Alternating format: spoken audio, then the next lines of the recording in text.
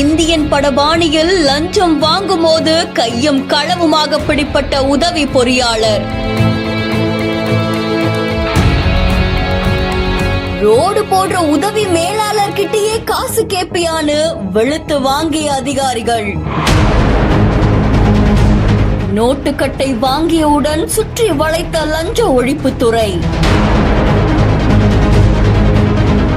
வேலூர் மாவட்டம் குடியாத்தம் வட்டார வளர்ச்சி அலுவலகத்துல ஊராட்சி உதவி பொறியாளரா பணியாற்றிட்டு வரவங்க தான் நிர்மல்குமார். இவரு கருணிக சமுத்திரம் பகுதியை சேர்ந்த லிங்கேஸ்வரன் அப்படின்ற தனியார் ஒப்பந்த மேலாளர். சாலை பணிகளுக்காக காசோலிய வழங்குறதுக்கு 30,000 ரூபாய் லஞ்சம் கேட்டதா சொல்லப்படுது. இது தொடர்பா ஒப்பந்த நிறுவன மேலாளர் லிங்கேஸ்வரன் வேலூர் லஞ்ச ஒழிப்புத்துறை போலீசாருக்கு தகவல் தெரிவிச்சிருக்காங்களாமா. இதை தொடர்ந்து லஞ்ச ஒழிப்புத்துறை அதிகாரிகள் ரசாயனம் தடவிய 30,000 ரூபாய் பண நோட்டை உதவி பொறியாளர் நிர்மல் குமார் கிட்ட கொடுக்க சொல்லி லிங்கேஸ்வரன் கிட்ட கொடுத்து அனுப்பியிருக்காங்க. அதை தொடர்ந்து அலுவலகத்துக்கு வந்த லிங்கேஸ்வரன் அந்த பணக்கட்டை எடுத்து உதவி பொறியாளர் கிட்ட கொடுத்திருக்காங்க.